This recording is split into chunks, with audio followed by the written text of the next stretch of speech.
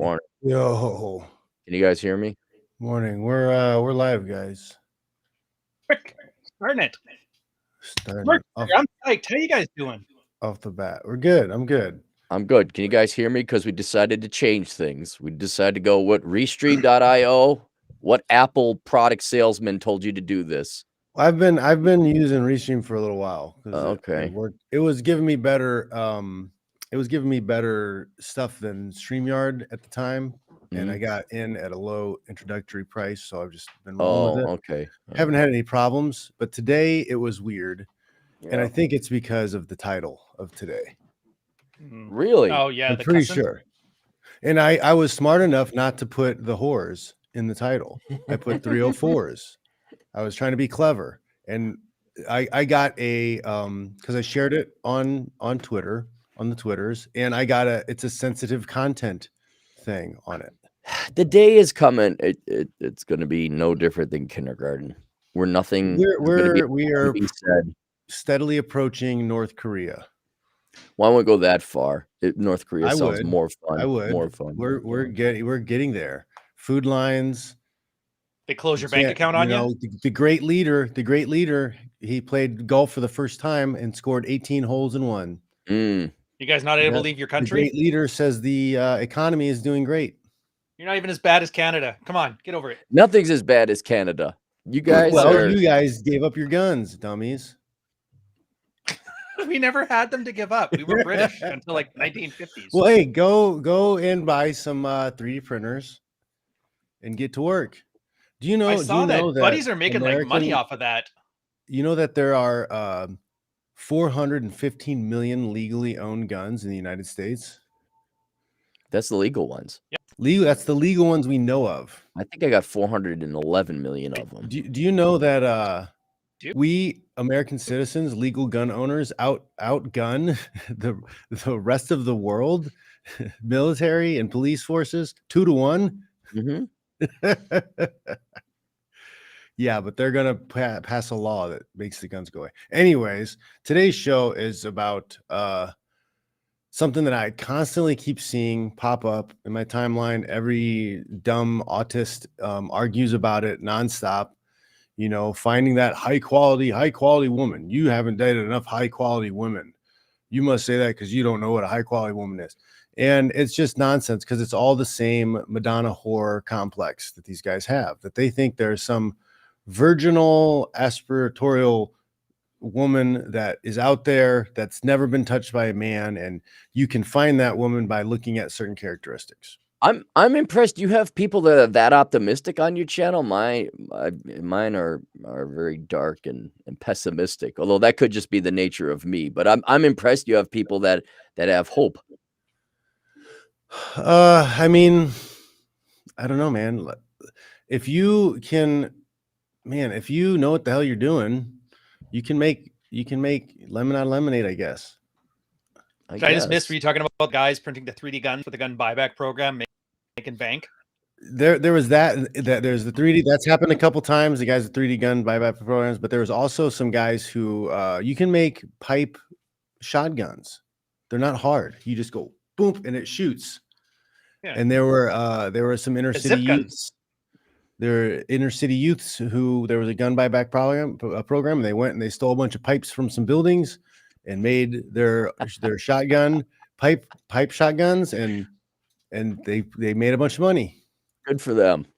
Good for them. The city had, I can't remember what city it was, but the city had to shut down the buyback program because all these gangsters were like selling them pipe. Wait, John, are you telling me some street smart inner city kids are smarter and outsmarted the liberal white womans working at the city with their social degrees or whatever? You're saying Jerome at 19 years old outsmarted Karen? Is that what you're saying? Oh man, it's just it's a sad world, you know. I think that's a great world. Opportunity for everybody. The bar's low, fellas. Everyone. It is. Yeah. I mean, if you're on your shit and you can make things happen, it is. It's a great time to be alive.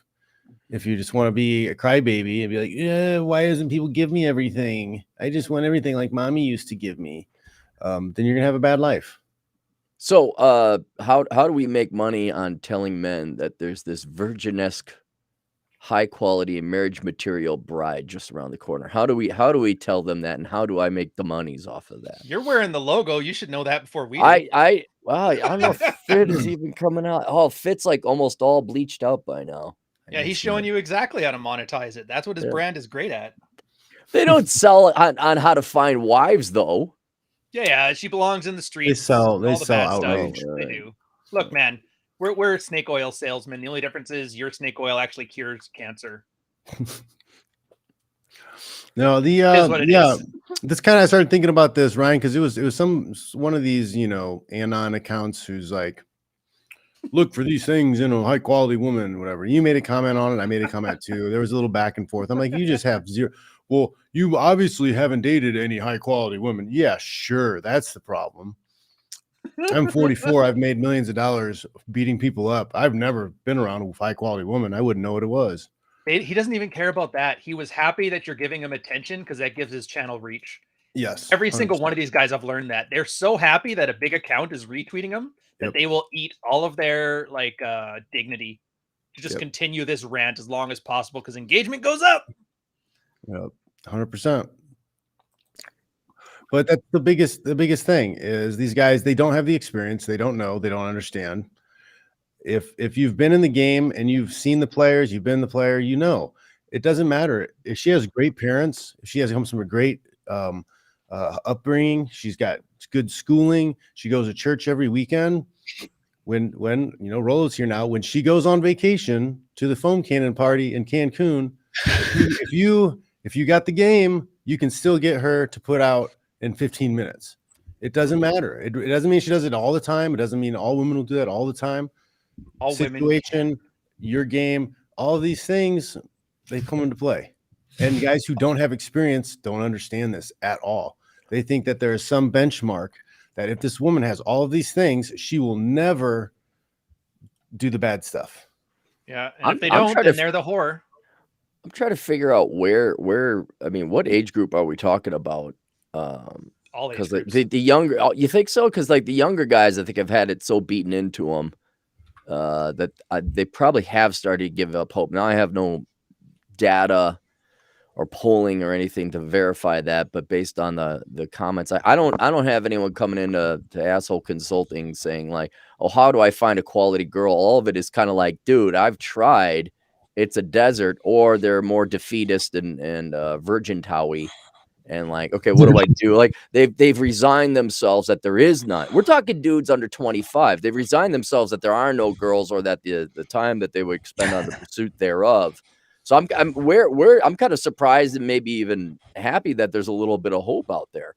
I got you, fam. Yeah, I actually had I don't want to say when and who, but had a client just talking about this, just like a pro bono thing.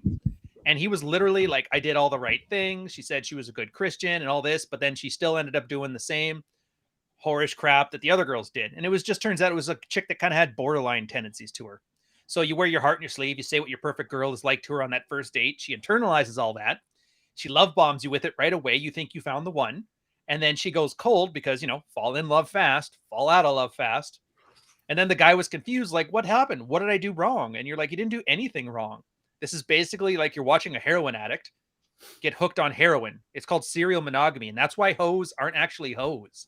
They don't just have one night stands all the time. That's what guys do. Girls get a boyfriend that they're in love with for this month and his dick is huge. And then they break up at the end of the month and his dick is small. And then she's got a new boyfriend. And then you have 12 boyfriends a year. Over 10 years, that's 120 notches. With various size dicks. They just change sizes every month. And it's crazy. Cycle through the same guys. Like they're not a slut. I get messages every once in a while just popping up out of nowhere from somebody I haven't talked to or heard from in a year. I got a message last night from somebody. I deleted it right away because I'm not communicating with them because I have a girlfriend living with me. But somebody's like, oh, hey, I'm going to be in that area or whatever. I haven't seen this person in 2 years. Trouble. Dude, I got to change my lighting. You guys look like a Netflix documentary down there, and I feel like very overclassed. I just Dude, want I to look know cool. what I'm in I want a to. Trump Tower Paul, in my what background here. Paul, what utter crappy Midwest abandoned Rust Belt town are you in? Is that Cincinnati, Chicago. Toledo? What crap tiny cancerous town Pennsylvania. in the U.S. are you in? Chicago. Yeah, it's Is pretty that much Chicago? a shithole, but That's yeah, it is. Chicago? What Yeah, did it they do? is. Tear Yeah. down all their good-looking buildings? That looks Chirac. horrible. That No, just they're looks shipping all the migrants off, so now the city's open again. Right. I can show a better angle, but then you won't see me, and then It's even I got the don't know. crappy Then- weather.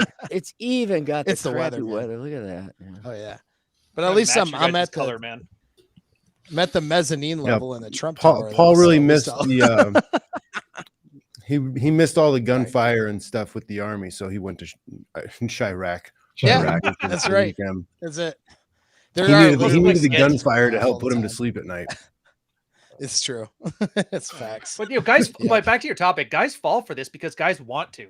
Everybody wants to believe Yep. that they have enough control over their lives that if they do the right things, they can win they can win her back. Like I can make the girl into what I want her to be. I can save her. And I know it sounds everybody always pictures the hardcore borderline, but this is every guy doing it with every girl.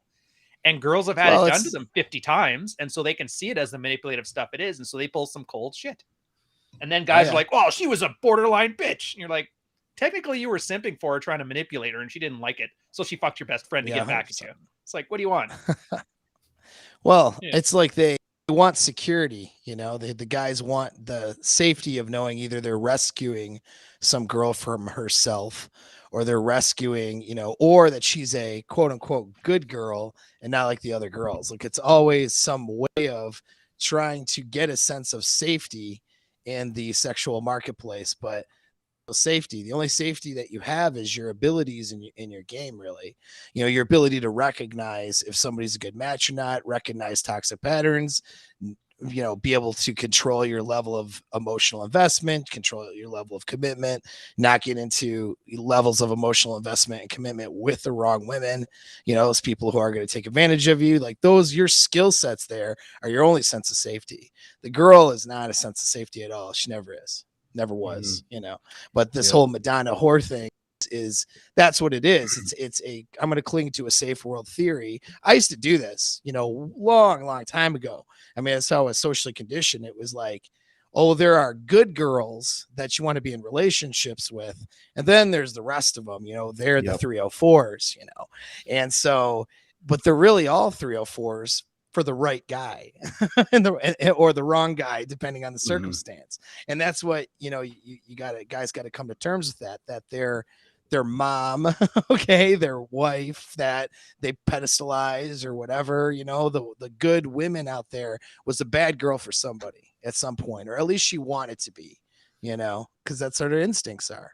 Right. But I have a question because we're all seasoned. We're not young anymore. Seasoned. Well, and maybe it doesn't play a role, but how much does religious girls complicate this, or what kind of role do they play in misleading? That's the thing, man. The Catholic schoolgirl trope, it's a real thing. The preacher's daughter, get out of here. Well, I'm aware of that. I'm a I've preacher's kid, that's and I've had my share. Oh, you need to find a girl who respects her dad and goes to church. All that. I was like, yeah, I've met that girl. I know that girl. I know what she did. Right, but what in terms of putting forward false feathers or whatever, is that again? I think it's kind of out. I'm kind of surprised that there's any like, oh yeah, she's a good girl, and oh my god, she's a 304. Is there a contingent of girls who still claim to be religious good girls, and then oh my god, I can't believe it, she went to a Christian college and they had sex there. That's all of them. Nobody goes to church Well, unless they want forgiveness. I know that, but I've been on a Why do you keep asking? There are girls out there who are religious and do go to church and they do like those things. And I know suck this dick. for a fact. Oh, they do things. And but they still when they're with their man, they're with the right man. That guy knows how to do things. They'll be the dirty 304. Almost like she'll turn her out the night before and she'll go to church in the morning, and that's a good thing. One of my favorite, and not that I was already old enough. I'll just tell you a little side story to provide some color. But I was dating this gal downtown Minneapolis, and we just started banging all night. And the next day it's Sunday, and she's like getting all dressed up, and she looks at me. I'm in the bed. She's like, "Well, do you want to go to church with me?" I'm like, "What?" And so, and literally right down there, it's and this is like the no joke cathedral, the basilica. That's what they call it. This is like the biggest Catholic cathedral in the Twin Cities, and that's the one we go to. We go to the no joke flagship, the USS Catholic church right down there. And then she's like, "Do you mind if I go to confession?" I'm like, "What? Really?" I'm like, "Okay." Yeah, that's and I was working a hangover off, so I was like, "Yeah, I could just sit for a little bit. Maybe there's a good sermon." But it was just like the needle off the record. What? Like, all right, sure, let's go. That's like how, like, I always talk about how, like, women have no problem with cognitive dissonance. It's like, especially if one of those sort of competing ideas leads to optimizing hypergamy, that's the shining example of exactly that right Always. there. Mm-hmm. Always. Guys do it too. It's funny. So many guys, they'll come in, like, ask about married wives, and they want to be called a bundle of sticks. They want you to, like, make fun of them for being a beta male and a simp. And most of these marketing guys, and the ones we're talking about, not mentioning any specific names, but they'll do that too. You're a simp, you're a beta male, and you're like, yeah, that's their Catholic confession now. It just is coming from, a dude who drives a Bugatti as opposed to a dude with like a fancy robe. Mm-hmm. Yep. I was a simp. I was a beta, but now I'm healed.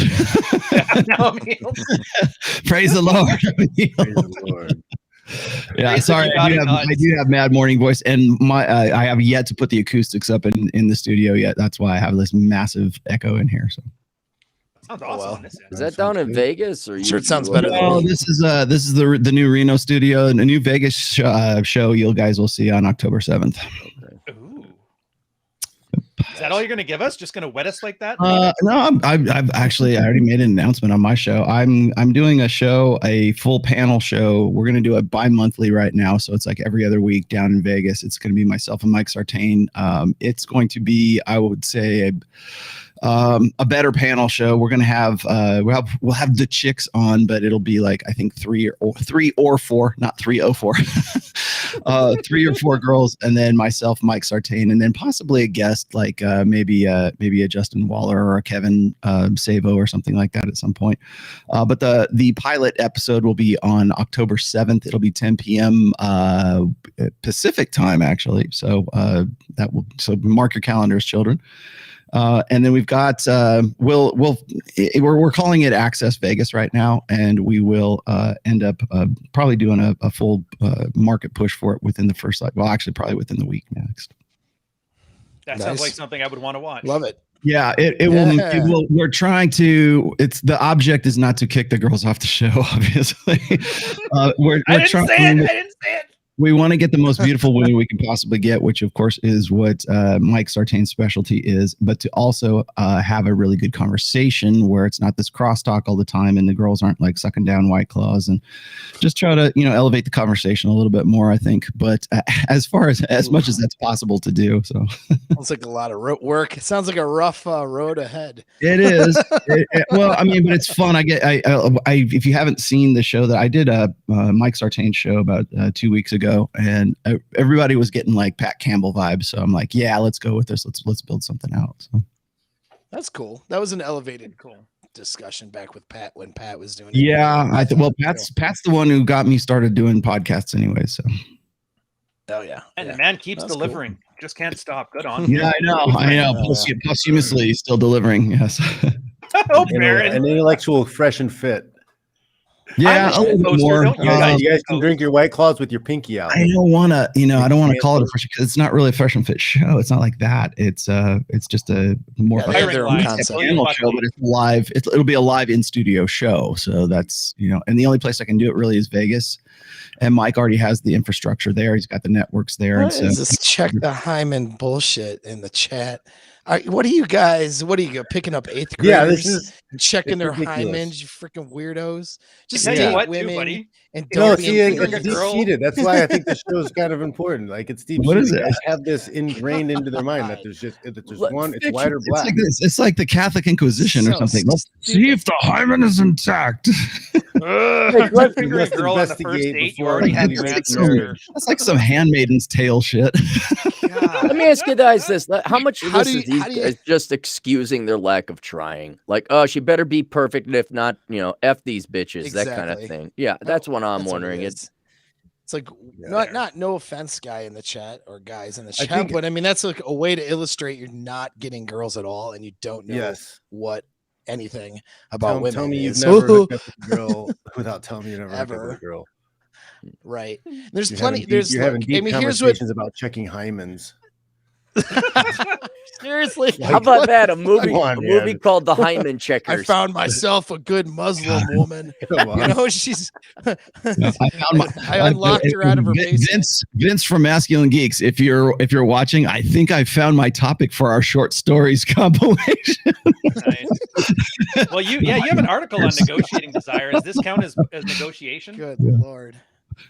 Oh my god! Just- No, I understand. I understand the need for a lot of guys to want to find a good girl, that has like a low But they body don't- count, that's- because that is problematic. sure. You have a girl It is. who's had 50 guys run through her Is it like though? that. There's probably That's not the worry. you don't think? So here's I don't the know. thing, 'cause I know- isn't there statistical The worry information is they're showing that worried it's about harder her for having a woman notch who's count had a plus lot of one. sexual Is there partners to- statistical information? Well, my goodness, I wonder if there is. No, so here's the reason So yeah, why. so that's- Aaron, so fill us that's- in on it's not on the that. body Like, count, the though. more But it's not the people that a number, woman though. has had sex with, does that make it harder for her to Yes, long term but commit listen- to you? Right. So it depends on the girl. See, it's not the number that's the problem. It's what's behind the number, which is the patterns of behavior that led to the number. You can have a girl who has a very low body count and who is a completely toxic partner and will destroy a guy in a marriage. It is not, to look at one data point like that is idiotic. Now you'll have some girls that have higher body counts because of whatever they were doing with their behavior, and it's the behavior that's behind it that's a challenge for maintaining a long-term relationship, as well as some of the neurological responses and patterns that are created in the brain when it comes to bonding with somebody else. But you can have somebody with, this is where we got to get out of the binary thinking. You can have somebody with some more bodies behind her who's retained an ability to, on a neurological level, have that oxytocin and bonding. And maybe she learned from experiences, and maybe she's, has some self-awareness, some intelligence, and can be a good partner. And then you could have other girls who, for whatever reason, don't have as many bodies behind them, but have other toxic patterns, other problems. So you just can't look at that as, it's important. It's something to look at and certainly something to talk about on the internet, but it's really what's behind it. You know what I mean? You got to look at what's behind the number, not just the number. That makes sense. Well, yeah, I think guys, they try to equate their want for a universal want. They aren't asking, how do I get a good girl for me? They're asking, how do I get a good girl? Like, there's a single standard. And then if a girl meets that and she meets you, it's perfect. Like serial monogamy, the example there, girl never cheats on any of her boyfriends, but every month she moves on to a new one. But she's never cheated on any of them. She can have, and let's say she's single for 5 years. That's 5 times 12. It's like 60 notches, right? If I tell you the girls, and like you're saying, Paul, she's got 60 notches, but she's been faithful to every single guy. She just had like a commitment thing, or she was too young and she didn't want to. Settle down with that girl. It's fine. The notches don't matter. And I would, to echo or encapsulate both what Paul and Ryan said, if any of you guys have ever dated religious girls, it's kind of almost the opposite problem that you're going to face, where they use their virginity and the religion, or I'm a good girl, I don't do that. It's value added. Just to be sexual prudes because they don't like sex and they want to lord that power over you. And it's a manipulation tool. Correct. Right. And so if focusing on one variable, albeit it does have some merit, like, okay, a gal who's got 100 dicks in her is statistically more likely to have issues and problems than a girl that's had 3. But, and not to promote it, but if you take a look at book numbers, I go through like 8 key variables. You have to take more of a holistic approach. Like, what are their finances like? Do they, here's one I say trumps all of them. Do they like their dad? Is dad around? If you're going to talk about a statistic, if you're going to talk about a statistic to use for a good quality girl, use that one. But Ryan hit it. Like, you can't go in with policy. Like, oh, this girl has 7 dicks in her. F that. She's for the streets. It's 6 or less for me.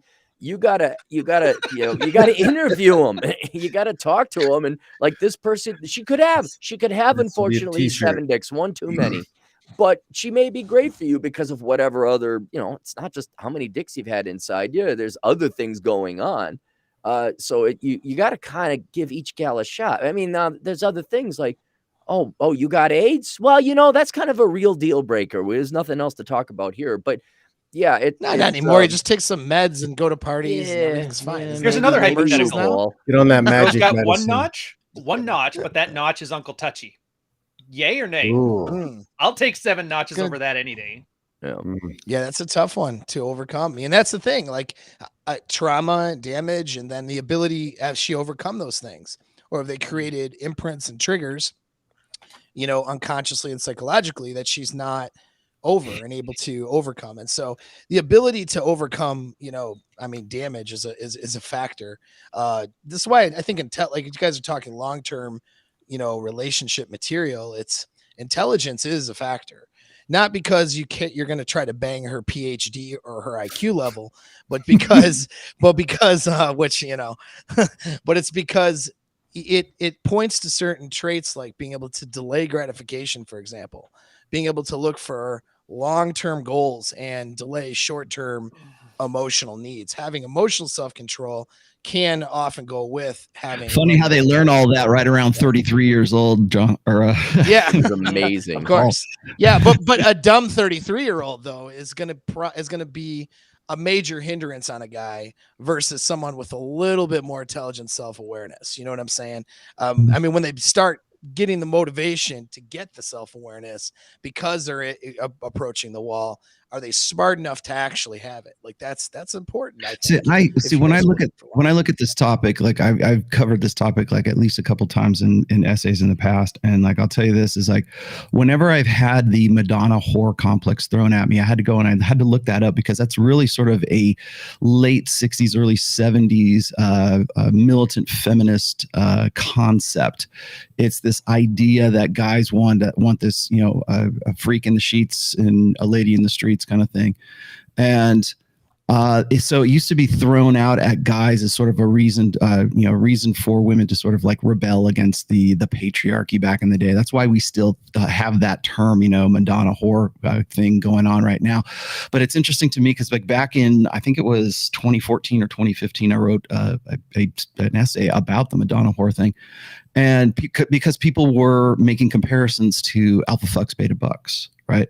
So it's really like people are saying, well, that's just the male version or the female version of the Madonna whore complex. And I go, well, that's true in a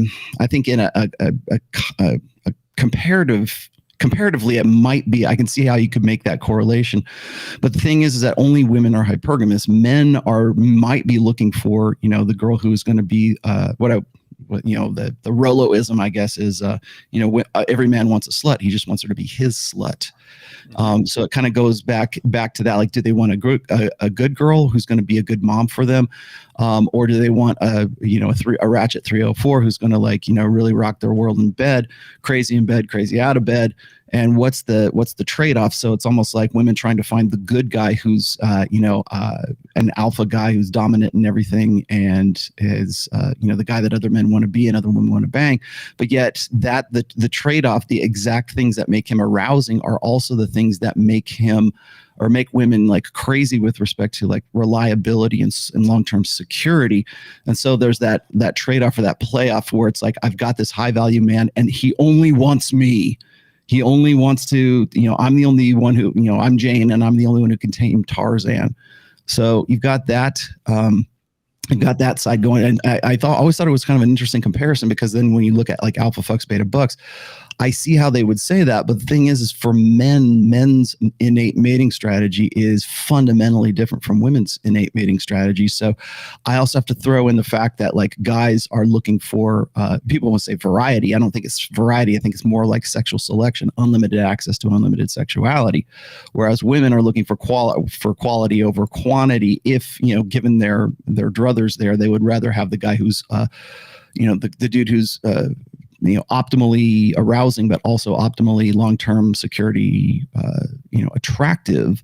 So making those comparisons has always been something I thought is interesting. And I think the reason why we want to make those comparisons is because we're still locked into this idea of like egalitarian equalism in the blank slate. Right. If it's good for one, then it's got to be good for the other. And the fundamental fact is it's not, because we are different. And I really wish I could stress that across the board on so many other topics. But this is one of those topics where it's like, no, men have different priorities. We look at sex way differently. We are aroused by things differently. We are invested in sex differently.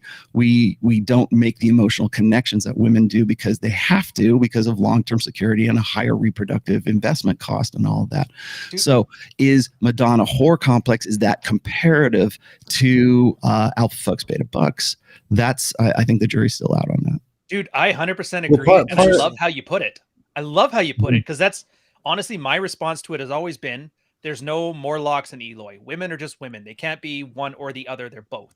And I think that's the only way out of it, is because you really do have to stop like men raised as defective women. So we think of women as the same as men. We think the blank slate equalism. Absolutely. Women aren't whores. Women aren't Madonna. They're just women. And they're going to act like either one depending. And then just observe. Is she treating you like the Madonna, and she being like Aaron said, prudish and, oh, I'm a virgin, I don't do anything? What about anal with that other guy? That didn't count. Jesus didn't see that one. Yeah. Or the other ratchet hoe that's like, yeah, I just want to settle down and have a good man. Maybe she's going to act like a Madonna, but she has all like the hoe uniform on, so everybody's freaking out.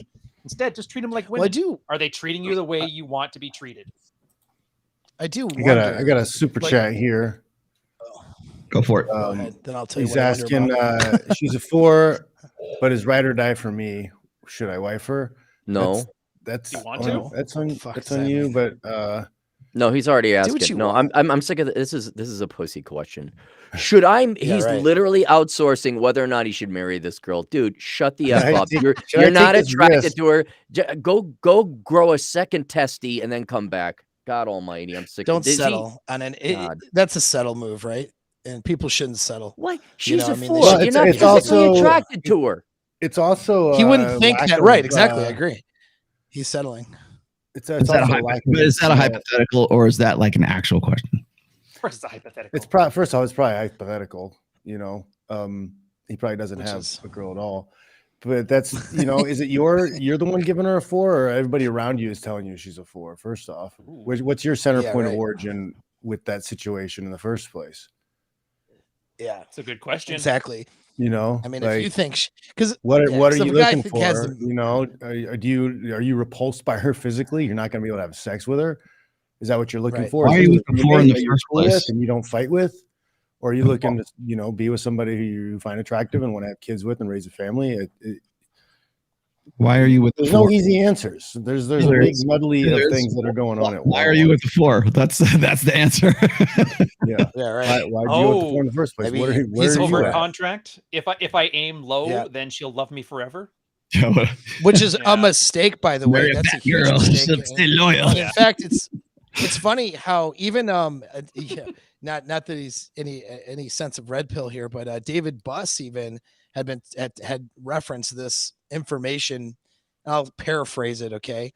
But the idea that, let's say, the 6, whether it's male or female, tends to be the toxic person in the relationship when he or she is with the 8, because that 6 gets insecure and has all kinds of, basically the dread is too high and is afraid that, of his or her inability to keep that partner. So you run into those situations of, let's say, guys being degrading to their hot girlfriend, and trying to keep her, her self-esteem low so she doesn't leave them. You run into situations with women constantly trying to, maintain power in a relationship in a toxic manner.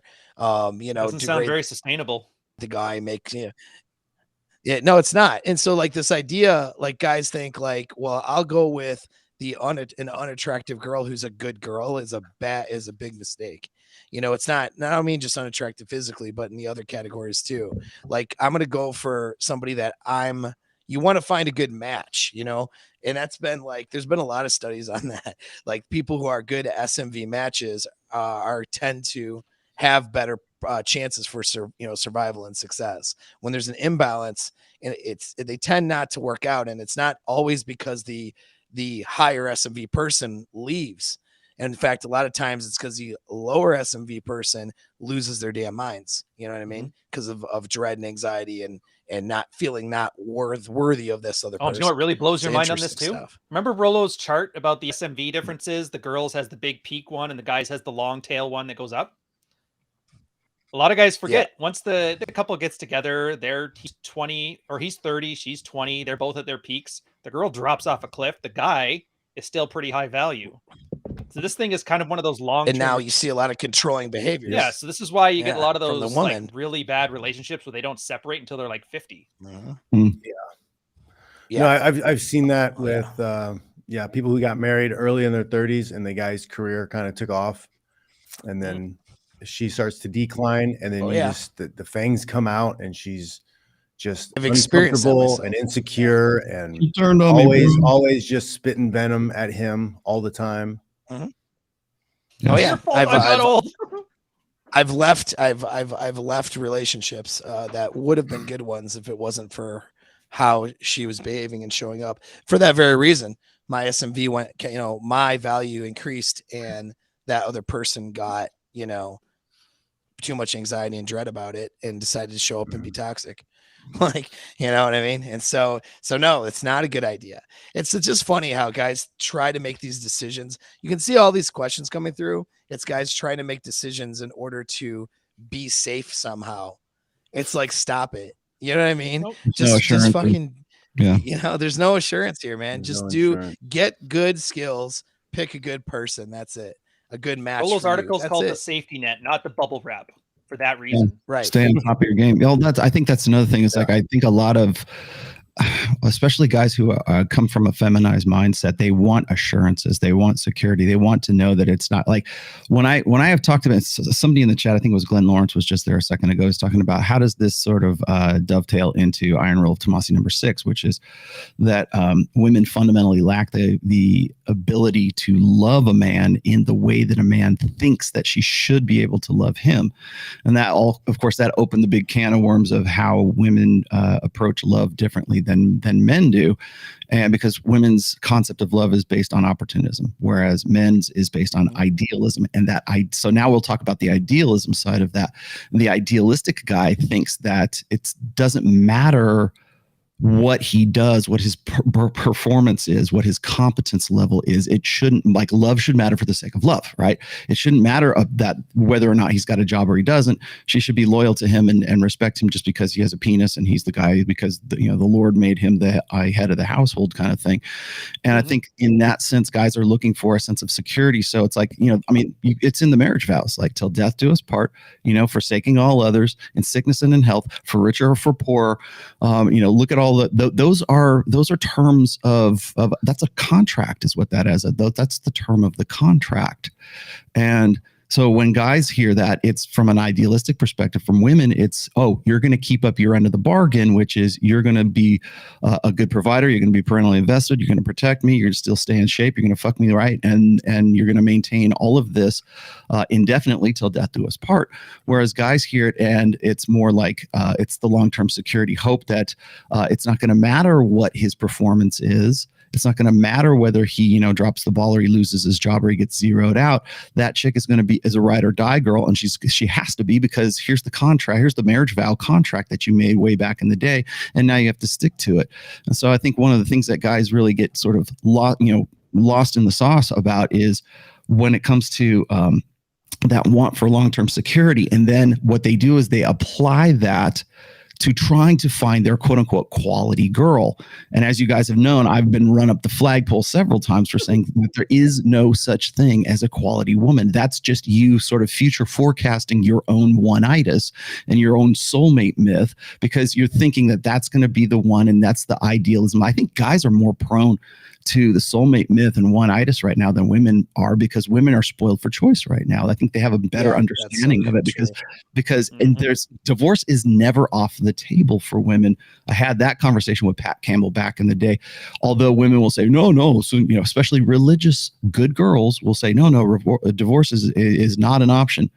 but it always is, especially in the United States. It's always an option, as Aaron will tell you in his book of Numbers there. If you go and you look at the divorce rates, it's predictable. There's a predictable framework around when a woman is going to divorce you, which is usually. You got those numbers, Aaron? The 5 to 9, 5 to 9 years. I just did a statistical analysis of this with the Census Bureau data, where it's like if women are, if it's guys' fault that women have to divorce men like at 70 to 80% of the time, like they're initiating. If you bring those stats up, women will say, well, it's because men drop the ball, or men are abusive, or there's something. It's men's fault that women have to initiate divorce at those rates, right? And I'm like, that is. Let's see if that's for real. So I went and I looked. I said there will be definitive patterns if that were the case. So when men divorce women, there should be like, okay, he wants to fuck his secretary, or he wants to he wants to be Gary V, right? He wants to dump out of his old relationship and get into a new one with a hotter, younger, hotter, tighter model. And while that's the apex fallacy right there, women are like really worried and fearful of that. The real fact is that women initiate divorce at an age between, like, say 5 and 9 years into the marriage. That's when they divorce. So that they're still how old are in the their kids in those 30s marriages before they can get remarried again. Hey guys, I gotta bounce. Wait, real quick. So Right. Paul's got to jump. see you guys later. See you, Paul. Yeah, I just wanted to say, thanks guys for everything. I'll see you guys later on. All right. Right. Gotcha.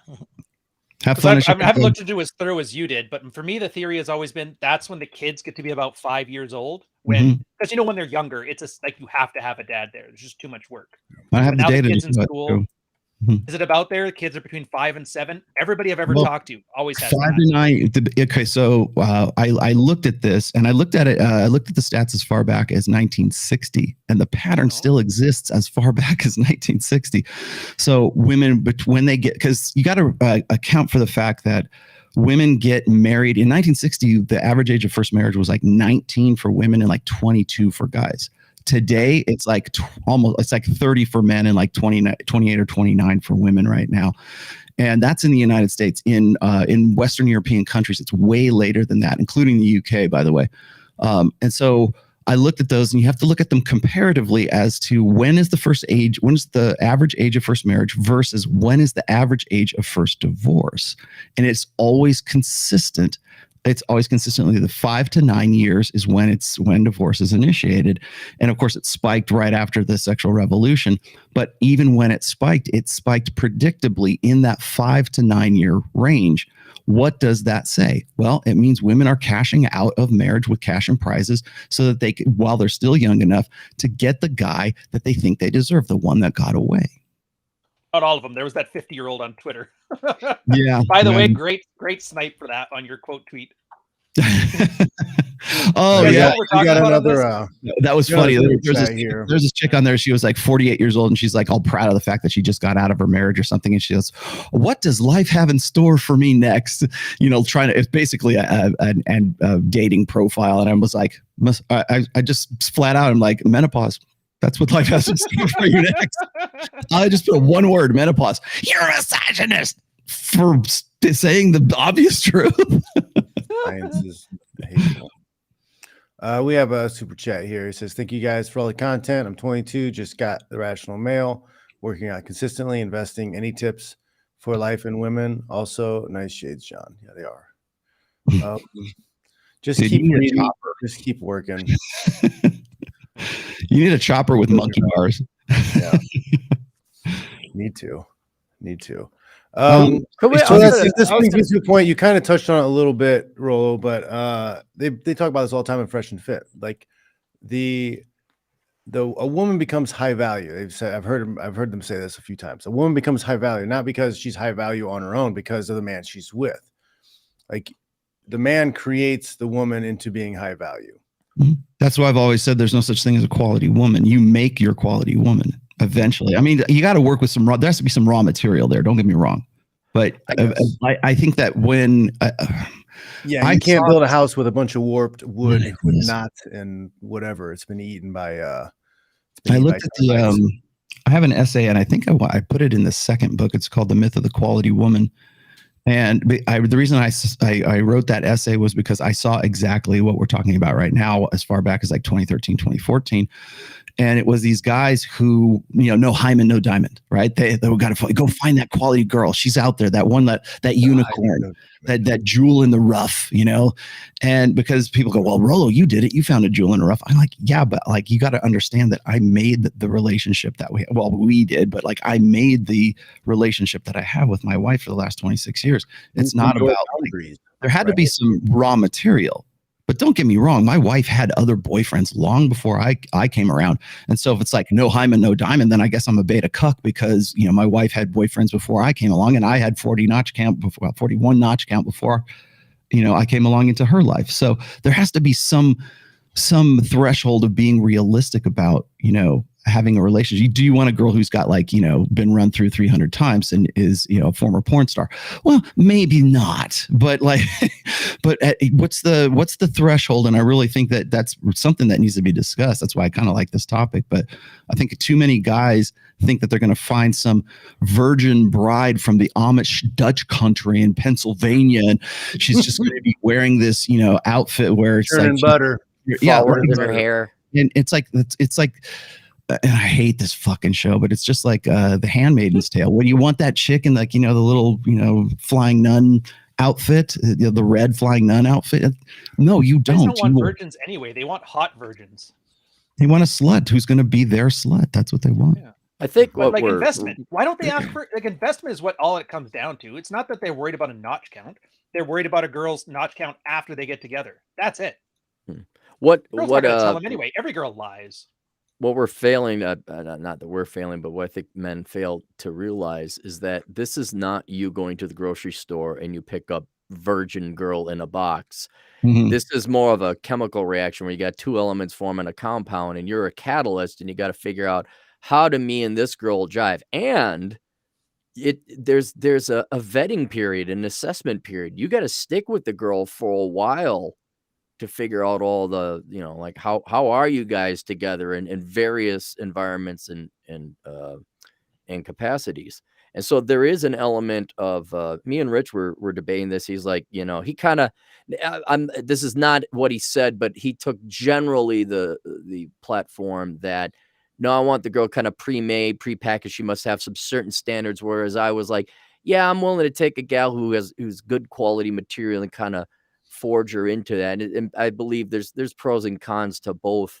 But yeah, you guys, it's not like, oh, here's a girl and she, you are going to influence how that girl turns out and exists in the long term. And so I think there is like a courtship period, for lack of a better term. But one final thing is very important, where Rollo says you have to build a quality woman. There is no better way than to build a quality woman than to make her pay rent.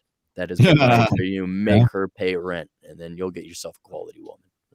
That's investment. It's all investment. That whole notch count of the porn star, I guarantee you, if that porn star slept with you like you were another porn star and she's at work, guys would have no issue with it. The problem they have is saving the best. They don't want that porn star all of a sudden acting like, no, I don't do that on the first date. It's like, really? I actually have video evidence of that. That's what guys are afraid of, because it's like a fantasy. They have like the idea of somebody will give as much to me as I give to them. And then they hate the idea of a girl that they know could give them all of this porn star material, but doesn't. And that takes us like, that's an assault on your identity as a man. That's the one thing you should be able to do. You fight and you fuck. Biologically, that's two things we do that women cannot. Yeah. Well, and then when you lose both of those, it sucks. But yeah, that's what you look for. It's like you said, she pays rent with me. That's an investment. Do you think a girl's going to give investment to some beta male she doesn't like? No. Do you think a girl's going to buy Rollo a drink just before he goes on his set? No, girls don't. You know how many girls don't even go to the bar with money and leave drunk? That's like 90% of bar chicks. So if she's buying Rollo a drink, that was probably half her cab fare. Back then it was. Yeah. So all this time, all you're looking for is a girl to give you investment. And Rollo's right. Everything he did was to give her an opportunity to not be invested so he can kick her to the curb. And his wife for 23 years didn't take the bait once. So bless her. So why wouldn't you stay married to her for that long? Well, I think Right, every opportunity. the essay you're referencing there, which is Saving the Best, God, that is still one of my best trafficked blog posts to this day, actually. Oh, of course. But it's because guys really, they like, I think that maybe it's like that jealousy instinct. Like they want to know that they're getting exclusive access to like this porn star sex that she wouldn't give to anyone else, right? Women break rules for alphas and they make rules for betas. Well, if she's decided that she's going to marry me, I must be the best that she can do. And it goes back to that idealistic concept of love for guys, right? Well, how come I don't get the same porn star sex she was giving to these guys who I clearly see, and it doesn't have to be on some old videotape anymore. I clearly see it proudly displayed on every Instagram post that she has. She's having these yacht parties. She can't escape her digital footprint. She was an OnlyFans. But now she wanted to fuck those guys like porn stars, but she won't fuck me like that because now she's different. She was run through. Guys lick the fucking ice cream, right? She was ruined by some Chad player before I came along, and so now I got to untangle her head games, right? And so these guys, they have to find some sort of rationale as to why they're not getting that porn star sex that girl was having back in the foam cannon party back in Cancun when she was so crazy in her college years. But now she's different, and she rationalizes it by saying, well, you're special. It's different. I don't do it like that. Well, I found God. I found myself. I'm done with my journey of self-discovery. And now you get the loving devotion of a good wife and all. And the guy's like, where the fuck is my blowjob? Where the fuck is my, where's my acrobatic, gymnastic sex? Where the hell is that? Yep. And so the guy in that article, by the way, he put it this way. He says, great. I married a slut who fucks like a prude. And he's the guy that gets the prude. And of course he found these old videotapes of her having like 3 ways when she was in college that she kept the tapes of. Right.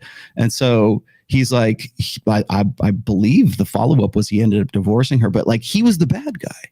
He was the asshole for divorcing her, for not wanting to get with that. And it wasn't really so much the fact that he was worried about infidelity. He wasn't getting her best. Like a chick that's going to say, I'm going to holding out on me. I paid full price. I paid full price. And I'm not getting everything. But it's worse than that, John, because it's like, it's not just the full price thing. Like somebody got it for free and I don't get it at all. It's the very fact that she's the one that said, till death do us part. I want to be with you. I want to be with you, have babies with you. And I want to be married to you for the rest of my life. But yet you're not the best I can do, because those guys back on that videotape from me back in my college days, they were better than you. They were the guys who I broke rules for, and I made you jump through these hoops, and I'm still making you jump through these hoops for a lesser quality performance than I gave these guys for free. And that's why it's not even so much about the sex part as it's a conflict with the guy's idealism, thinking that she wouldn't be with me if I wasn't the best she can do. But clearly she's not showing me that I'm the best she can do because she's not fucking me like that. No, we are two viewers away from 304 viewers. Guys, get in there, guys. Let it know on your friends. But no, that's the part he's missing. Like, he's not actually mad at her. He thinks he is, but he's projecting. He's mad at himself for falling for this. Like, he invested in a low investment like he got woman. Tricked. Yeah. Well, it's not that he tricked himself. Yes. She said, I don't do this stuff on a first date. Had he known, women do that on a first date, he would have been like, yeah, whatever. And then either moved on or just still gone for anal that first night lay or whatever. But he didn't. He believed the lie because he wanted to believe the lie. He was invested in it because then all the other failures of sex he had prior to that, because I guarantee you a lot of women before her decided not to fuck him on the first date. And this is the first one that gave him some after the 20th date. And that's why you hear when he talks about the problems, it's not her, it's those other guys got it. It's that he lost the contest to these other guys. And this is where the other guys who damaged her. She's damaged goods, not because of any fault of her own. It's because guys manipulated her into like. That's the Pat Stedman side of it. Yeah, it's everybody else's fault, but my own for falling for. And he knew what he was getting into. This chick told me she was pure and virginal. Nothing I know about women references that in real life. And I know she's lying, but I'm going to get there anyway. And then when the truth comes out, he gets mad at the people who exposed it to him. The dude's on the tape. And the truth is, if she would do those same things with him that she did with those other guys, he wouldn't care. He would move past it. Probably. But if he was the kind of guy that she would do that to, he wouldn't be sitting here having this existential crisis. He wouldn't have even gone with her if she said, I don't do blowjobs on the 4th date. He'd been like, all right, whatever. Clearly you're one of those. Well, there are situations, and I can vouch for this in my own personal experience, but like after marriage, as soon as you get married, things change. Right? You have a certain type of relationship. I dated my ex for 7.5 years. We had a certain type of sexual relationship until we got married. And then all of a sudden it was like, oh, well, we're married. I'm a mother and I don't do that anymore. Yep. And then you put up with it for 7 years. So why would she stop? I don't mean to shit on you, but that's the kind of way I look at it. Yeah. You put up with it. So can you blame her for doing something and having it work? I can't. What another thing we might want to introduce or think about is before you even get to the marriage stage, the premise these guys are like, oh, these girls are for the street versus marriage material is, well, why are you forcing the question of marriage already in there? It sounds like these guys, they have a predefined idea of what they want, which maybe in long-term life goals, yeah, you would inevitably like to get married, but right now it's like, how do I assess whether she's marriage material? Are you already investing that much emotion? Is she and even investment? dateable yet? Well, yeah, and that's what I'm saying is, why don't you? No man should be emotionally invested in any girl he's I don't care if she sucks your dick on the first date or she makes you wait. This is kind of where you shouldn't care, and and if you don't care until her behavior compels you to care because she proves herself to be a girl that you like and love, or there's potential, or there's actually some genuine potential and hope there. Until that point in time, you should be like, yeah, I got no expectations of you. And I think that would save people a lot of frustration. Like, why can't I find? Why? Well, what are you in a rush? Were you getting married next week? Or are you this pussy simp beta who's like, oh, I gotta fall in love. I need my thing. I need my wife. I need, because I have no value. I must have a woman. I need the girls in my life. So, well, why don't you just take it easy? And when she proves herself commitment material, I dare not say marriage material, but commitment material, then you start asking these questions, because inevitably they're gonna suss themselves out. They'll expose themselves. Mhm. So You just gotta listen. until she compels you through her actions and behaviors for you to become vested in her, you should be very lackadaisical and hands off. Towards the end of my dating career, it was very like, well, we'll see. Yeah. Perfect. Like the last girl I had before I got the GF, when I was young, like, let's say I was 16, if I got treated the same way by this girl, I would have been heartbroken or at least a little bit torn up about it. By the time I was 30, 31, or however old I was, this girl, it was like, oh, she went back together with her ex-boyfriend. Okay. Oh, she's coming back. All right. But it's like already. Yeah, you gotta laugh it off. Yeah, there was no, but I sure the hell was not hopeful. I had no vested interest in this girl because she already just disappeared after 2 weeks of dating. And it's like, all right. Yeah, but that's what I'm saying is, why don't you guys wait until it's compelling and convincing to worry about it? In the meantime, just like, yeah, let's see what she is, and whatever comes may come, and then you don't have to worry about, oh, does she have all these check marks? Who cares? Mm-hmm. Relationship's a woman's job. That's why they decide if there's a relationship. I'm surprised how many like MGTOW guys ramble about Briffault's law, but then refuse to follow it through. If she wants a relationship, she will push for the relationship. She will want the relationship. It's her choice if there is one, and if it's not working for her, it's no longer going to happen. Exactly. It's so much easier. It's so much easier where you lackadaisically, if you outsource the decision to her, because it's not like, well, she's going to decide and then you're married the next week. You still get veto power. Yeah, you get veto power. But if there's a modern day approach to dating and finding yourself a quality girl, it's, okay, you're in charge. I'll ask you out. I'll do my charming thing. I'll be myself or whatever. But you have absolutely no expectations. I'm charming as fuck there, Fitch. Shut up. I'm fucking practically Cary Grant over here. Fine. I'll do the charming thing. So you showing up or not? You're not? That's all right. I'm going to go hike anyway. Get the F out of here. All right. Look at me. But if you just like, there's so much Aloof. less stress. Yeah, aloof. There's so much less stress, so much less energy. And then there's absolutely zero emotional torment because you're not pinning any hopes on this going anywhere until she proves it is. And so I think that is a much wiser approach. But that old presupposes a very key critical assumption. You guys got a life outside of women. And I think that's where we run into a lot of these armchair activists, armchair money quarterbackers. How do I get what strategies? Blah, blah, blah, blah, blah. It's like, dude, tell me you got nothing going on in your life without telling me you have nothing going on in your life. Like, really, you should be like, oh, okay, well, I asked this girl out. I gave her my number. Well, I'm going to go hike. I'm going to go do it. But until then, you're not going to worry about it. Anybody else? Is Aaron making anybody else tingle like he's making me tingle right now? Yeah. All right, so I have one more thing about this. Okay, Then we that can a lot go of guys early screw up and get on. on to our hikes and our lives. No. I have one more element because we talk about relationships and whatever stuff, and the guy's looking for the high quality woman to settle down with, whatever.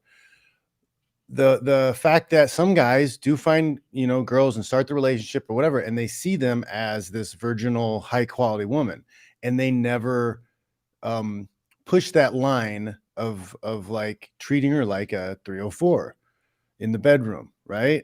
Like, oh, well, she would never be like that because she's a good girl. She goes to church on Sunday, right? So they never push that line because they don't think that girl would ever be like that, right? And I've had that experience happen to me in my younger years. That's what I want. The kind of desire that I think guys should be looking for is she'll change her religion for you. She'll change her. She'll be rooting for the Raiders instead of the Niners. That's not exactly what I'm getting at. I'm getting at the fact that, like, I've had girls who I dropped the ball. I blew it because they wanted me to choke slam them on the bed. Right? They wanted me to come on, you're a professional. Pull their arms behind their back and right. Like, I've had girls say that to me before. It's like, I've been waiting so long for you to tear my clothes off. I'm like, oh wow, like I gamed this girl for 3 months and like I could have had her the first day. There's a big part of that because you had that illusion in your head that she was better than that. Yes, you create these illusions in your mind that, oh, she's this, you get a little bit of the one-itis, maybe you put her up on this pedestal. Oh, she would never want those things to happen. She would never want me to do that, and you'd be surprised. That's just wrong. It's just wrong. Like, she wants the choke slam, she wants the hair pulled. You have to mitigate and understand that, like, there's no black or white with this stuff. Yeah. And if you don't do that from the outset, then like she's going to categorize you at that point. Yep. Mm-hmm. She'll categorize you. And then, if she really wants those things, she'll find them somewhere. And if you're giving her the nice guy stuff, she's going to keep taking the nice guy stuff from you. And she's going to do the dirty stuff with Chad. I looked at it this way. I forget. Maybe I think I wrote about this in Religion of all books. I did the breakdown for all of the stats for 50 Shades of Grey, like the popularity of 50 Shades of Grey when it was a book and then when it became a movie, right? And so you got to remember, when 50 Shades of Grey first came out, it was a fan fiction book. It was a self-published book. I think it was like on Kindle or something like that. And the writer E.L. something or other, again, a pseudonym for her. She wrote this book. She's a married woman, probably divorced now, I think. But when she first put that book out, it sold, like, within the month time that it first went up for sale, it sold 65 million units. And it was word of mouth. It wasn't advertised. It was a self-published thing. It wasn't like it was published by Simon & Schuster or some shit like that. So when you look at that, and what was funny is the reason why I drew attention to that in the religion book is because during that time, when I was doing the studies for that book, like, this was a real tough topic for guys who are pastors in, like, particularly mainstream evangelical churches, because the women in the church were all into 50 Shades of Grey, much in the same way as they were into the Twilight series when Twilight was out. Only now it's a little bit more hardcore, and now it's like they're suddenly seeing women's sort of this open hypergamy, first of all, and then second of all, it's like men of that time when the book first came out were especially religious guys were saying it's a failure of Christian men. They wanted to take the blame for their wives and Christian women being into 50 Shades of Grey, like they were in the Twilight series. And so it was men's fault that they weren't leading their women, or they weren't the ones who, the reason why they're attracted to the bad boys is because guys are failing in their masculine duties or whatever else. And it was interesting to see how guys would instantly find a rationale that would blame themselves, and it would also gaslight themselves so that they would be like better, you could do better, because if you did better, then your wife or your girlfriend or your Christian daughters and mothers and daughters wouldn't be into this kind of stuff. But the fact of the matter is that women are far more sexual than most guys will give them credit for. Are they more sexual than men? No. But are they more sexual than we're led to believe? Absolutely. So you can definitely, and you can see that more and more as, social media becomes more of a thing. But that was really the introduction, I think. They're more guys elaborate. massively aware of this. Go ahead, John. Women are a lot more elaborate with their sexual desires, where men just want quick and fast all the time. Yeah. So I wanted to hit on this because there's a guy in the chat, and I'm going to probably have to paraphrase it here, but this guy was saying, well, just because you can't, here it is. Just because you can't, just because a virgin is nearly impossible to find, should a high value man settle for less? By becoming valuable, he held up his end of the bargain. So should a guy settle for less exactly. What bargain? But should a guy settle for less? And this is sort of the same paradox that like women are like, well, I'm not settling for anything less than the high value guy because I'm entitled to that. I'm a high value woman. I know my own value. I have my own business. I went to college for 8 years. I'm a high value chick, but I don't have any guys who are like forthcoming. They must be threatened. And so they have their own rationales, and they have their own sort of reasons for why guys aren't like forthcoming when they hit 33, 35, 37 years old and they're still single. They're Lolo Jones, right? They're freezing their eggs at 38 or 39 years old. And because they don't want to settle for anything less than the Lord has preordained for them. And then now I kind of make that comparison with guys who are like, well, should I settle for a woman who's not this, virgin from the Amish Dutch country somewhere? And the fact of the matter is you got to sort of be realistic about all of this. And I would say the same thing to women as I would for guys. It's like, I tried to make this as apparent as I could in my debate with fucking Ruslan, right? Where it's like, yeah, I can understand why no premarital sex is a conviction in religious circles, but is that tenable in 2020? Hell, was it tenable after the sexual revolution? And the answer has been a resounding no for 65 years now. So you've got to find ways to adapt to that. Does that mean you're lowering your standards? I don't know. It could seem like you are, but are you being realistic? Do you want to be with dick in hand when you're 39 years old, or freezing your eggs at 39 years old like Lolo Jones? You've got to be realistic about all of this. So I'm not saying go find some chick who's got like a 300 notch count. She's been run through on OnlyFans. But what I am saying is maybe if the girl's got 7 or 8 or 10 and she's 27 or 28 and she's looking for, like maybe now it's like she's sort of learned her lesson. Maybe that's something you need to be open to, because you ain't no fucking spring chicken either. And you're not like, are you a virgin yourself? Like that's the sort of the paradox. I think these guys who are these guys are. Actually, you know what it reminds me of? Lottery. You go to people who like always do the lottery. The odds are you're never going to win. Yeah, but somebody's going to win. But you're just going to waste your money. Yeah, but what, you're saying I shouldn't like wanting to have money? It's like, no, it's not what I'm saying. I'm saying the lottery is a bad idea. Somebody wins, sure. It's not going to be you. The government wins. Yeah. Well, Yeah. Another thing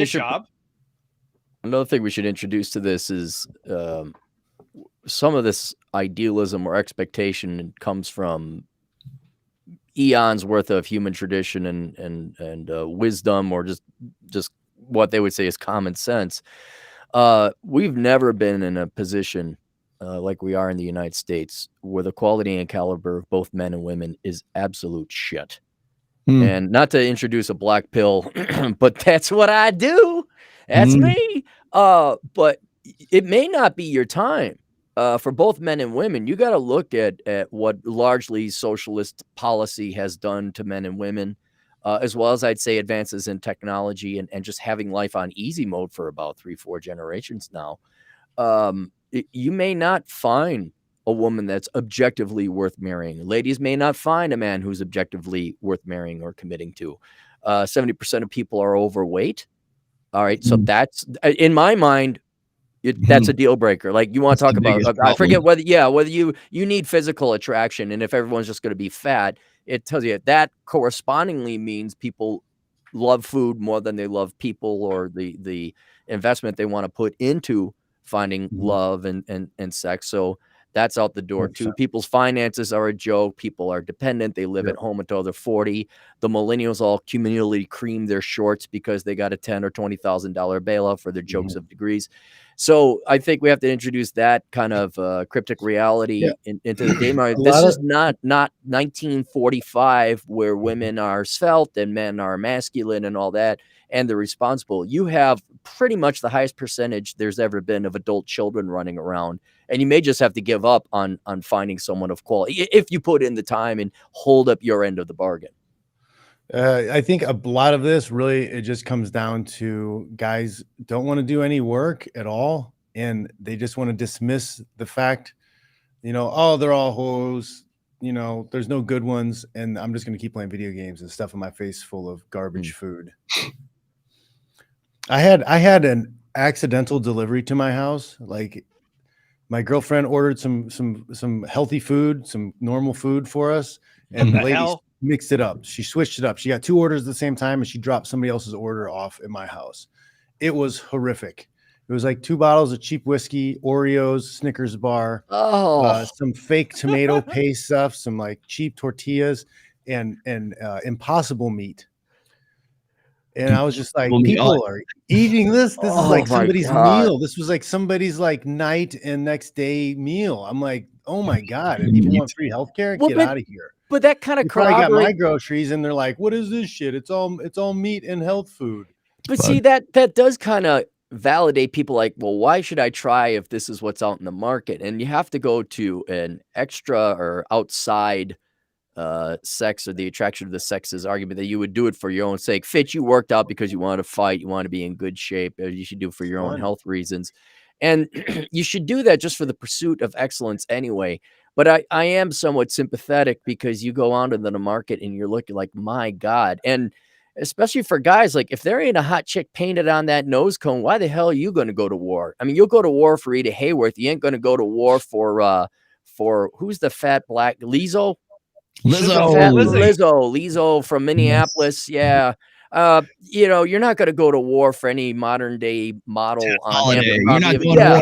They're not paying Tess Holiday on the bar. So they're having a hard time finding 17 to 25-year-olds that are combat fit. Right. I understand, but I guess the price of entry into the complaint club is you have to put in your dues. You have to make yourself a quality man. I'm not saying you got to, have the fighting or the abs of John Fitch or the British accent of Troy Francis. Right.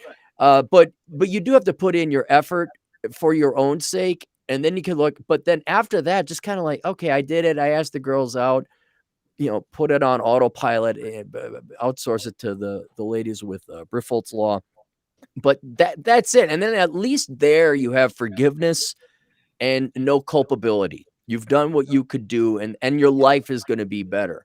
But I would definitely say it's more of a management expectations is what people should probably take away from this, is given the both men and women, given the low quality of men and women out there, your finiteness that, okay, this is what I can achieve within this time frame.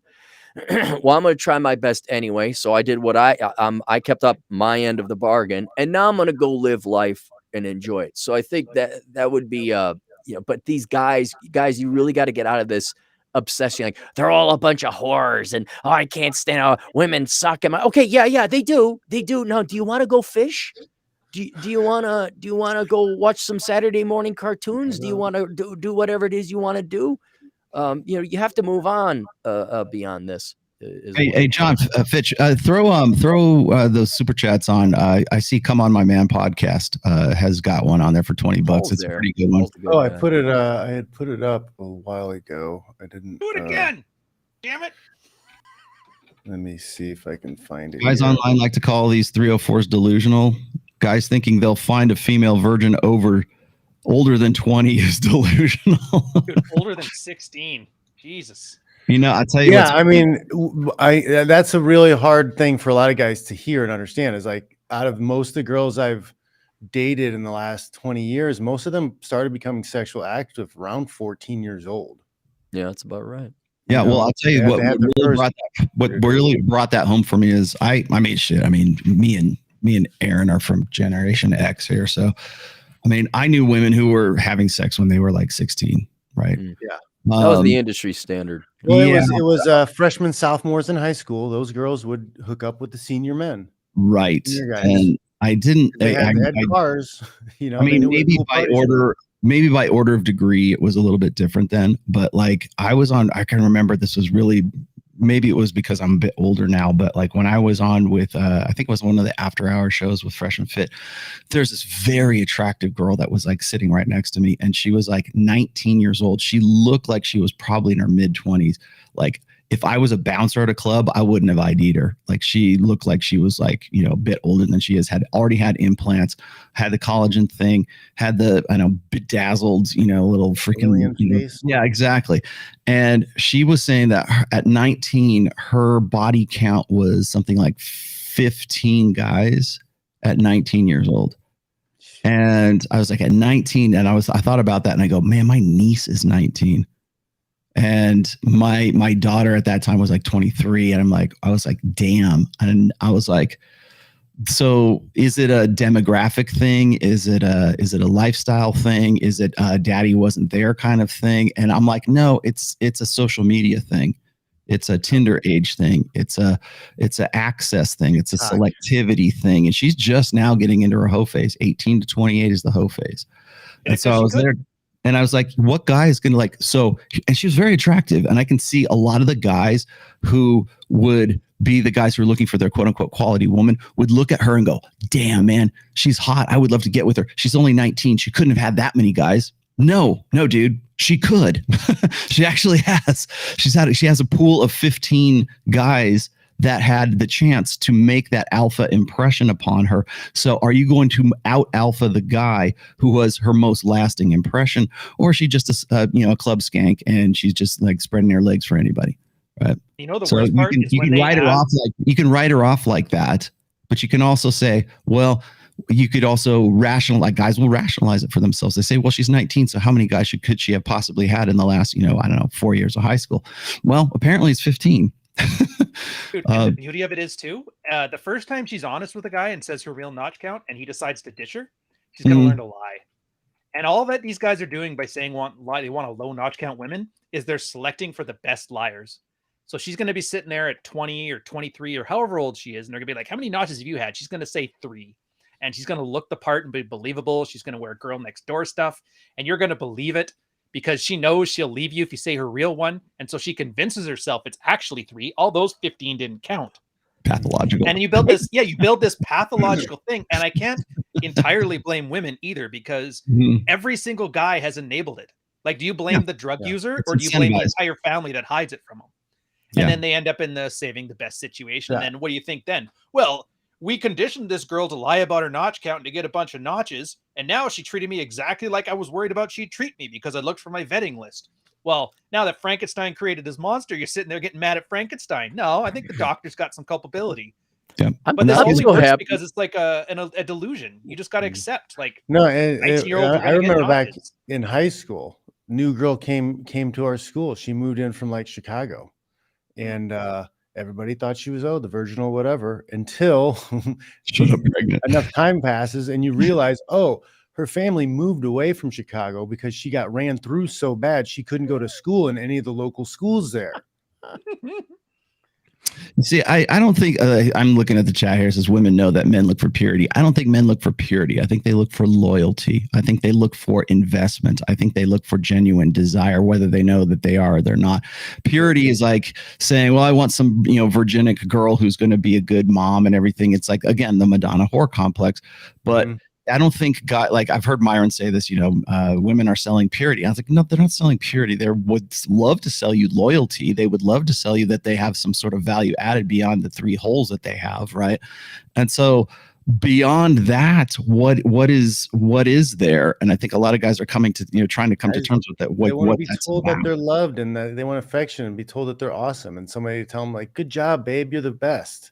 Yeah, Well, well, your mom. Really, at the end of the day, that's what guys want. We bust our butts all day long. Everybody shits on us all day long. We want to come home and have somebody that's like, babe, you're awesome. you're the number best. one. You're the best They I want could their do. mother. You're the You greatest. want mom who says you're the best and encourages you to go back to school and get those A's, and it's sick and it's twisted, and I think it's weird. I'll upgrade because we're focusing on the younger. Everyone's still idealistic in love and sex and happiness and tiggle bitties and all Idiots. that. You know what? See, men don't know what they want until they get to be Rolo and Mai's age. And Yeah. girls, here's what you're gonna. This is long term, okay? Because guys, you're never gonna say you're gonna want peace, contentment, and quiet. And ladies, if you promise that, then you got the long term. Then that's gonna set you from the other gals. I won't bother you or nag you, and I will support you and be quiet. That's sexy. That's sexy Jesus. to a guy over 40. That's twice Yeah. you've made me tingle in 2 hours. It's true. Look, you're gonna get them right. And I just think like guys everything- need to. I think guys, if you're going to vet for anything, vet for genuine desire. Is she a ride or die girl? Mhm. Is she breaking rule? Is she changing her religion for you? Is she leaving her family and her tribe for you? Is she Right. trying to find ways to be more compatible and more like changes her sports team and starts listening to Swedish death metal? Right? Is she that girl? Right? And I know. Okay, so before I know we're going to end here pretty sec, but I got to get this out. Is that women will watch the show and they'll go, see, these guys, they don't know what the fuck these red pill guys, they don't know what they're talking about. They want a girl who's they want to go and tell guys to go, spin plates and fuck a million girls, right? But then they say that they want the girl who's this perfect virginic, the Madonna, right? They want the good mother for their husband, for their kids and everything else, and they don't want a girl for the long term who's ran through. So what is it? They think that that's like some sort of cognitive dissonance there, and the answer is it's both. The answer is men and women are different. Yes. So is it guys going out there and racking up their notch count and getting after it? Yeah, because that's our innate mating strategy. But when it comes down to parental investment and guys wanting to have children, assuming that that's what they want to do at all, then at that point, it's like, the guys who are being the alpha guys who are shared by many women don't say that about those guys. They don't care about what his opinions are because that's the girl, that's the guy that other men want to be and other women want to fuck. They don't have a problem with that guy talking about how he wants a nice virginic girl because he's high value enough for them to just sort of like rationalize away that cognitive dissonance. But it's guys who are like the incels who are, living in mom's basement and demanding a virginic woman while at the same time thinking that they're going to be spinning plates anytime now.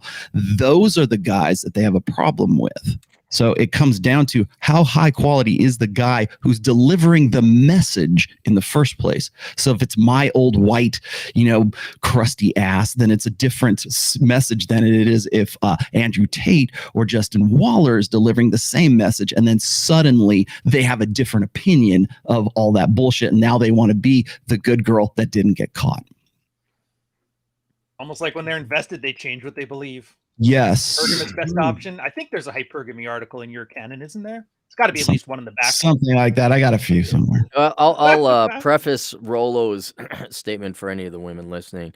If you're not thin, then none of this matters. It matters. I mean, it really, honestly, if you're fat, none of this matters. So you can join the guys who are pounding the table. They want their virginess, but if you're fat, you're not even part of this. Nothing triggers engagement like no fat chicks.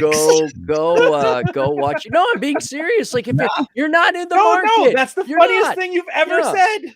Don't do this. Look, if you're fat, men or women, if you're fat or living at home, you're not part of this equation. So stop wasting your time. Go watch some shows or whatever it is you do and go eat your food that Fitch got erroneously delivered to him. Enjoy your Oreos and whiskey and fake meat.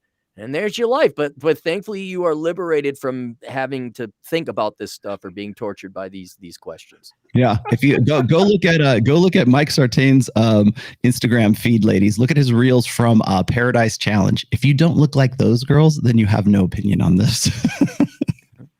I'm just trying to save people time. That's all. Wonderful. All right. Let's wrap up here. And now that they're going to ban John Fitch's channel. All right, Cappy. What do you got going on? If you got questions, you can always go to assholeconsulting.com, where I will tell you right to your fate if you're fat, if you're fat, and that's why you're not getting the guys or the girl. I will.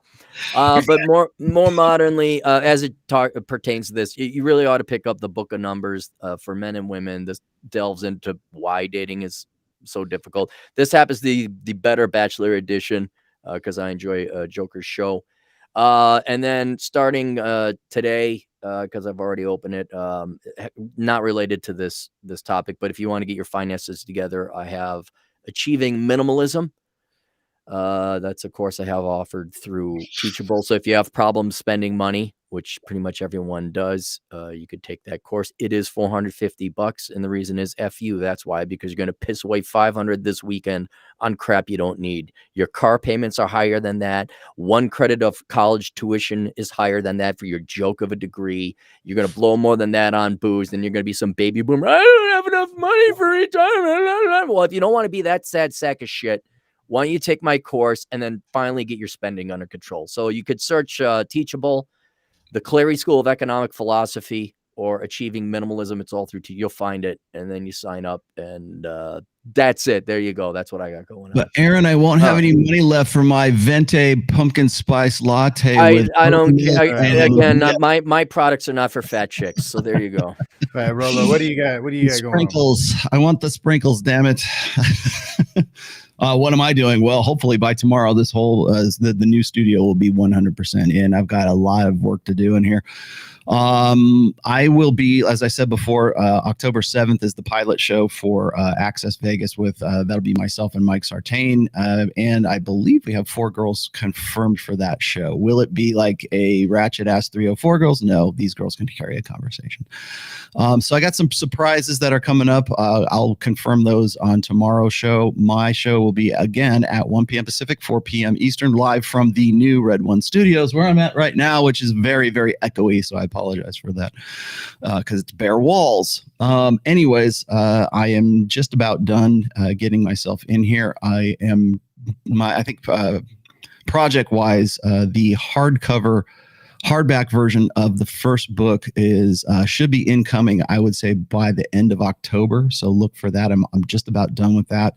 I got to find a way to put that together. Also, I've got an outline running for a new book, which will not be part of the Rational Male series. Obviously, I closed that out with the 5th book, but I got a new one that's sort of in the works that I think I might be able to get to within the first 6 months of next year.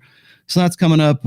Again, I'm going to be doing Access Vegas on a bi-weekly basis. I'm also working with Miguel from Dollar Cost Crypto, Cultivate Crypto. So I might be on his show a few times. If you guys have seen me sort of making the rounds in the Hex community, the crypto community, that's me.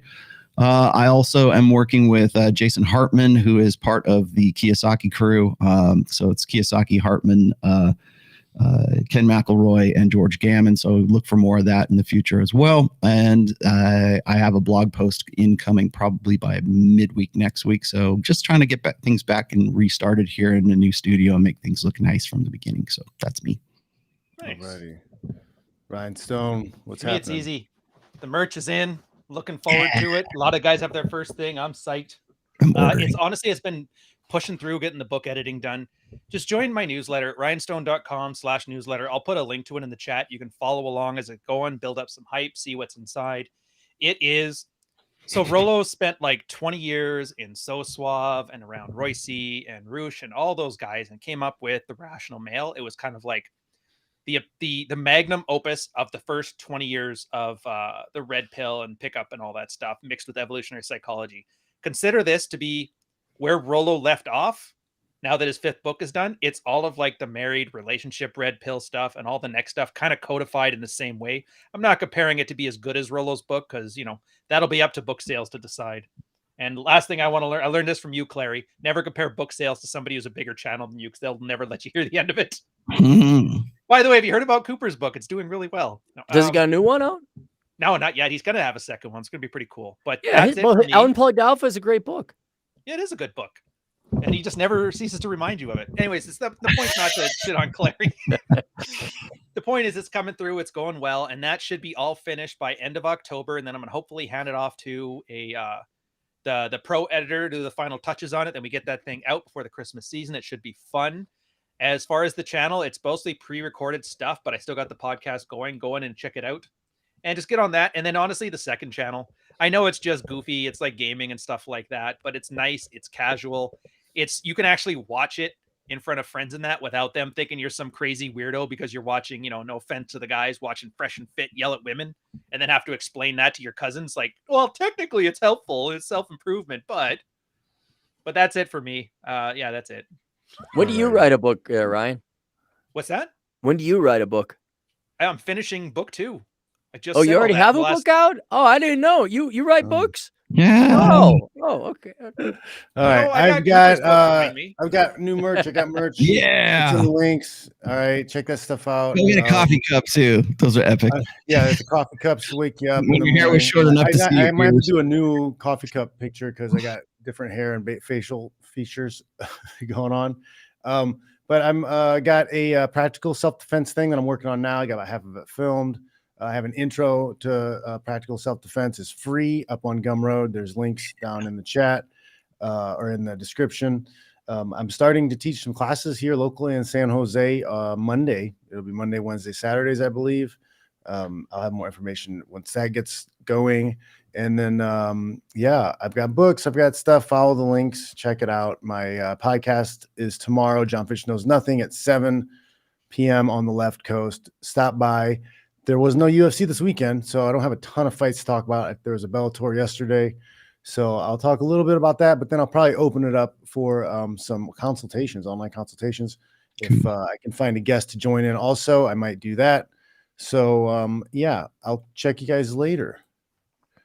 All right, you guys ready? We're out. We'll see you, everybody.